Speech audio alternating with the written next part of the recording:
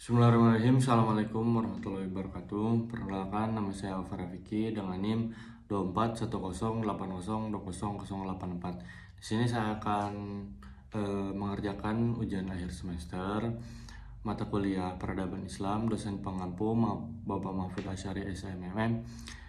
Di sini saya akan menjelaskan tentang Perang Salib, yang dimana pada sejarah awalnya itu Perang Salib adalah perang keagamaan yang berlangsung selama hampir 2 abad, selama dari 1096 sampai 1291 Masehi. Akumulasi reaksi orang-orang Kristen di Eropa terhadap umat Islam di Asia yang dianggap sebagai pihak penyerang sejak tahun 632 Masehi pada masa pemerintahannya Abu Bakar As-Siddiq. Setelah itu pihak Kristen merasa tidak bebas lagi menunaikan ibadah di Baitul Majlis yang dikuasai Islam, di mana disebut Perang Salib karena ekspedisi militer Kristen mempergunakan salib sebagai simbol pemersatu untuk menunjukkan bahwa perang yang mereka lakukan adalah perang suci dan bertujuan membebaskan Baitul Maqdis atau Yerusalem dari tangan umat Islam. Nah, penyebab utama terjadinya perang salib adalah yang pertama itu faktornya agama, karena agama sangat mempengaruhi perang salib ini. Kedua, faktor politik, di mana ada faktor-faktor politik yang mempengaruhi pada penyebab utama perang salib ini. Yang ketiga ada faktor sosial ekonomi. Selanjutnya pada faktor agama, semenjak dinasti Saljuk merebut Baitul Maqdis dari tangan dinasti Fatimiyah pada tahun 1070 Masehi, pihak Kristen merasa tidak bebas lagi menunaikan ibadah ke sana. Selanjutnya, pendeta Kristen juga Veter Amins mengalami perlakuan buruk saat berziarah. Kemudian mengadukan masalah itu kepada Paus Urbanus II dan mengajukan permohonan untuk dilakukan perang suci. Paus Urbanus II ini dalam kongresnya para bangsawan atau maupun rakyatnya di Clermont Paranais pada tahun 1095 Masehi mengatakan bahwasannya bagi mereka yang berangkat perang, harta, benda, dan keluarganya dilindungi. Dosa-dosanya diampuni, dan apabila dia mati, maka dia mati suci. Selanjutnya ada faktor politik, yang dimana kekalahan Bizantium itu di Manzikar pada tahun 1071 Masehi dan jatuhnya Asia Kecil ke dalam kekuasaan. Dinasti Saljuk telah mendorong Kaisar Alexius I Komnenus untuk meminta bantuan kepada Paus Urbanus II dalam usahanya untuk mengembalikan kekuasaannya di daerah-daerah pendudukan dinasti Saljuk. Nah, Paus Urbanus II ini bersedia untuk membantu Bizantium karena adanya janji Kaisar Alexius untuk tunduk di bawah kekuasaannya Paus di Roma, dan juga dengan harapan untuk dapat mempersatukan gereja Yunani dan Roma. Yang terakhir ternyata masih tentang faktor politik, yaitu pada waktu Paus memiliki kekuasaan dan pengaruh yang sangat besar terhadap raja-raja yang berada di wilayah kekuasaannya, Paus juga bisa menjatuhkan sanksi kepada siapa saja raja yang membangkang dengan perintah Paus untuk mencopot pengakuannya sebagai raja. Nah, di sini terdapat lemahnya umat Islam.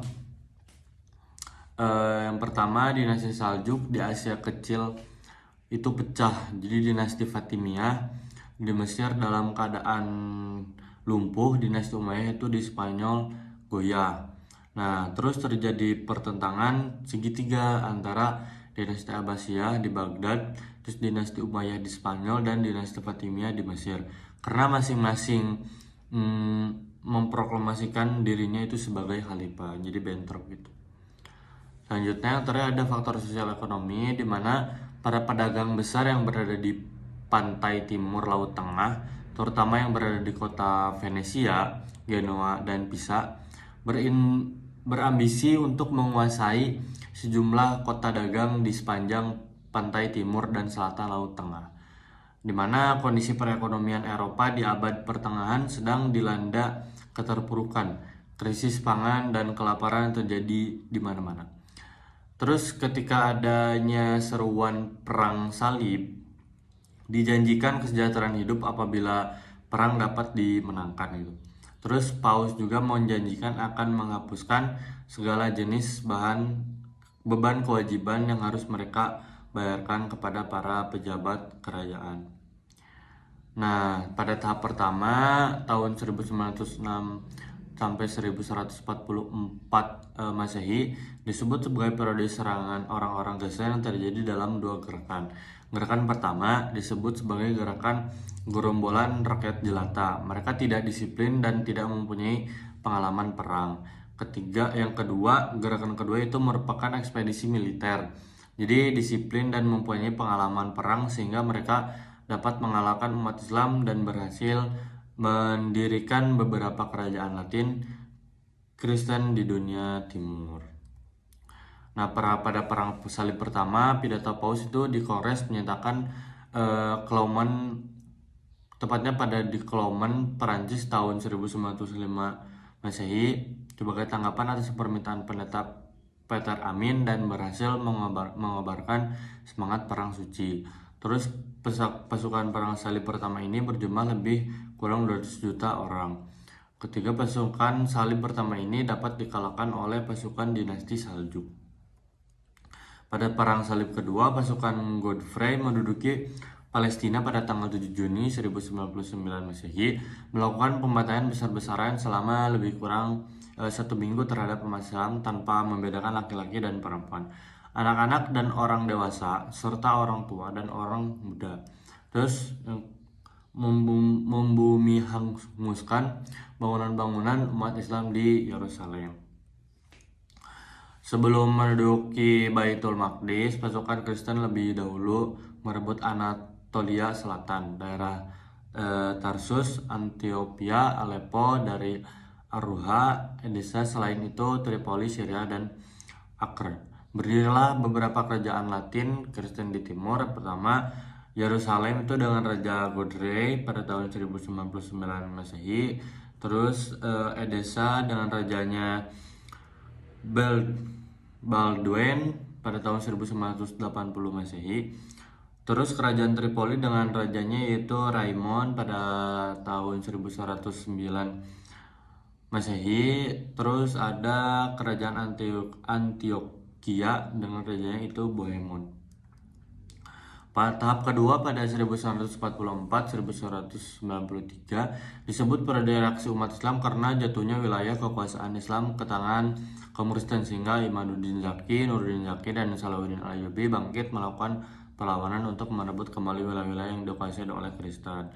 Nah, Indonesia ini di bawah komando Indonesia Gubernur Mosul, kaum muslimin bergerak maju membendung serangan pasukan salib sampai mereka berhasil kembali merebut Aleppo dan Edessa dari tangan orang Kristen pada tahun 1144 Masehi.